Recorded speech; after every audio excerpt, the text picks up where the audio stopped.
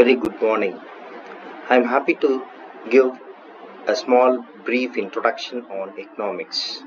Economics was formerly called political economy. The term political economy means the management of wealth of the state. Adam Smith, the father of modern economics, in his book titled An Inquiry into the Nature and Causes of Wealth of Nations, published in the year 1776, defined economics as a study of wealth. Smith considered the acquisition of wealth as the main objective of human activity. According to him, the subject matter of economics is the study of how wealth is produced and consumed. Smith's definition is known as wealth definition. This definition was too materialistic. It gave more importance to wealth than man for who uses wealth is produced. The emphasis on wealth was severely criticized by many people. Later, the economists held that apart from man, the said study of wealth has no meaning. Economics is considered not only with the production and use of wealth but also with man. It deals with wealth as severing the purpose of man. Wealth is only a means to end of human welfare. We cannot consider the desire to acquire wealth as the inspiring factor behind every human endeavor, nor can it be expected to be the sole cause of human happiness. The emphasis has now shifted from wealth to man. Man occupies the primary place and wealth only a secondary place. Definitions of economics. Many people have defined economics and their focus is towards four groups: science of wealth, science of material well-being, science of choice making, and science of dynamic growth and development.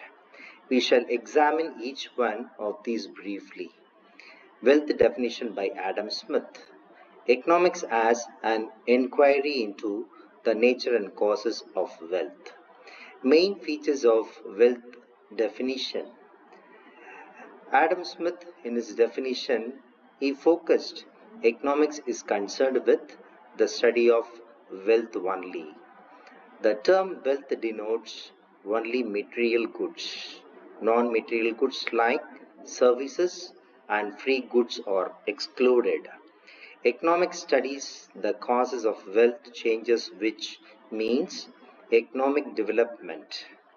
Criticism of this definition. Too much emphasis on wealth was given. Adam Smith treated economics as political economy and therefore emphasized the importance of wealth from a national angle. If wealth is looked upon as money alone, it will give wrong picture. Second criticism is restricted meaning of wealth. He defined wealth as material goods only, like table, radio, sweets, etc. Non-material services of teacher, doctors are not taken as wealth. The third criticism of Adam Smith's definition towards economics is concept of economic man. Wealth definition was based mainly on an economic man who was supposed to give attention to economic activities only. But in reality, human behavior cannot be properly understood and analyzed unless the other motives such as love, affection, sympathy are also given due weightage. The fourth criticism of the definition is no mention of man's welfare. Wealth definition explains the wealth getting and wealth spending activities of man alone. It pays too attention to the importance of welfare of the society. The fifth criticism is economic problem. He considered the basic economic problems of meeting unlimited wants with scarce means, but the central problem of economics is not all touched by his definition. Next, I would like to highlight the definition of Alfred Marshall. In his definition, economics is a study of mankind in the ordinary business of life. It examines that part of individual and social action which is most closely connected with the attainment and with the use of material requisites of well-being. Alfred Marshall, in his definition of economics, he says economics is on the one side of study of wealth and the other important side is part of the study of man. In his definition, he has characterized the following things. 1. A study of mankind. 2. A study of social action. 3. Study of material welfare. And 4. Normative science. 1. A study of mankind. Economics is study of mankind in the ordinary business of life. That means man's activities in the market as a producer and as a consumer of wealth. 2. The second feature is about a study of social action. According to Alfred Marshall, economics is a social science which covers the activities of an ordinary man. The third feature of his definition is towards study of material welfare. He gave the primary place to man and secondary place to wealth. Moreover, he does not study the whole of human welfare but only a part of its economic or material welfare. The fourth feature of his definition is normative science. Welfare definition is the study of causes affecting the material welfare. Moreover, it studies the related activities concerned with wealth. Therefore, he made economics as a normative study. At the same time, his definition has few criticisms, namely material and non-material welfare, objection to welfare, classificatory definition, and the fourth criticism is welfare cannot be measured. The first criticism is about material and non-material welfare. Marshall has given more attention to the study of material welfare alone. The services of teacher, lawyer, singer, etc. do promote welfare and such welfare may be termed as non-material welfare. The second is objection to welfare. According to Robbins, there are certain material activities which do not promote welfare. The manufacture of wine and opium are certainly economic activity, but they are not conducive to human welfare. The third criticism of his definition is classificatory definition. According to Robbins, the materialistic definition is classificatory rather than analytical. Marshall in his definition classifies human activities into economic and non-economic, productive and unproductive, material welfare and non-material welfare. And at the same time, he considered only those human activities which are undertaken to promote material welfare. The fourth criticism of his definition is welfare cannot be measured. Marshall's idea of welfare is based on cardinal utility, but utility is psychological entity which cannot be measured. Next, I would like to highlight the definition on scarcity. Lionel Robinson, in his definition, economics is the science which studies human behavior as a relationship between ends and scarce which have alternative uses. The fundamental features of scarcity definition is human wants are unlimited, human wants have scarcity, alternative use of scarce means. The fourth characteristics is the economic problem. First, human wants are unlimited. Ends refers to human wants which are unlimited, but the resources available to satisfy these wants are limited. Scarcity. The scarcity of human wants is scarce at the time in terms of time and money, at the disposal of a person to satisfy his wants are limited. Alternative uses of scarce means economic resources are not only scarce but are also put to alternative uses, that means various choice. We may use land for raising crops or for building houses. The fourth feature is the economic problem. According to Robbins, resources are limited and it have alternative use. The choosing of one is at the cost of another.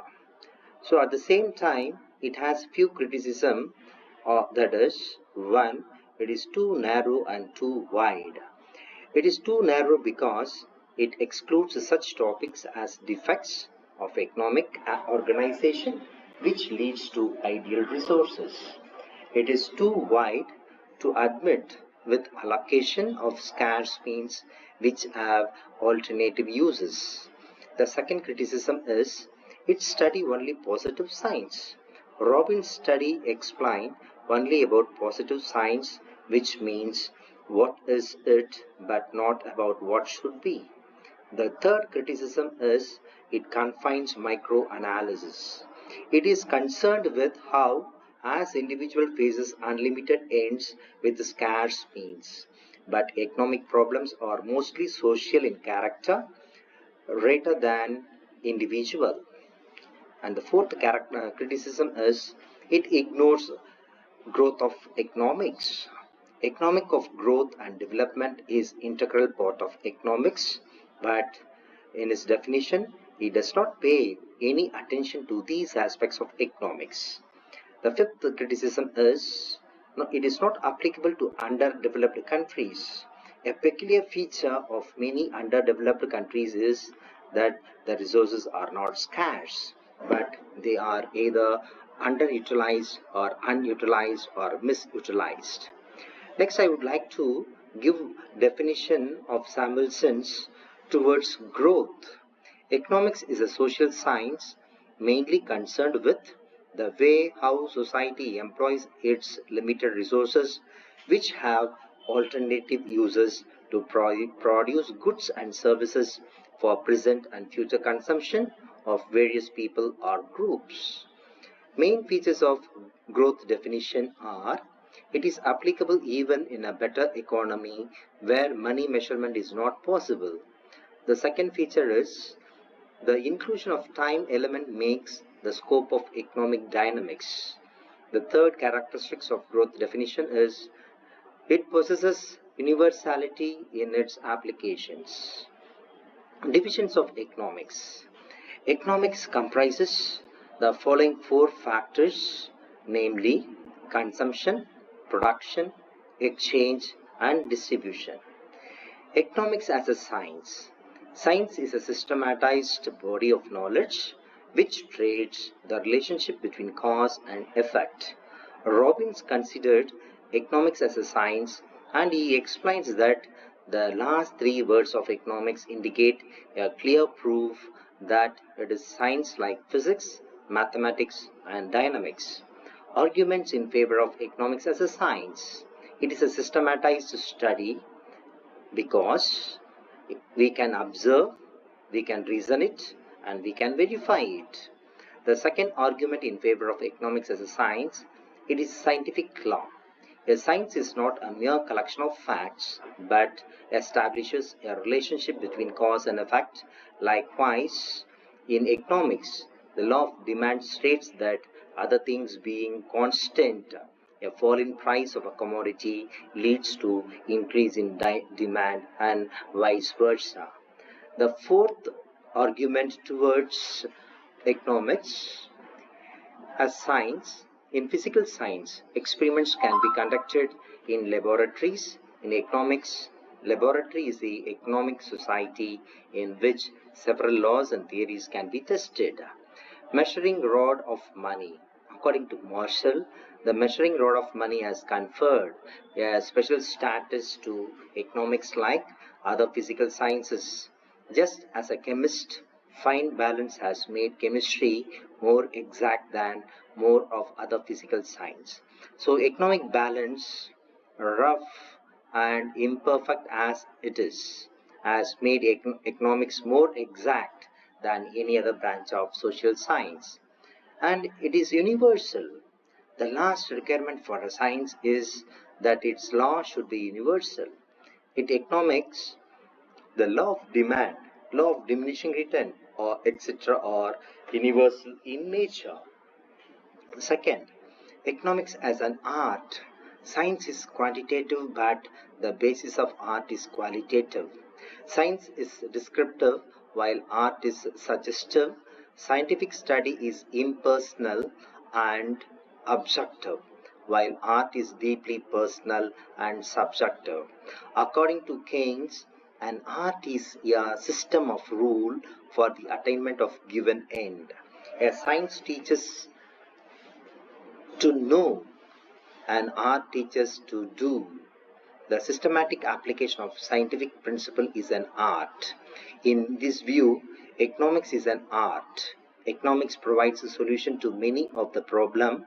Example, the law of equimarginal utility helps a consumer to solve his problem of getting maximum satisfaction with the limited means.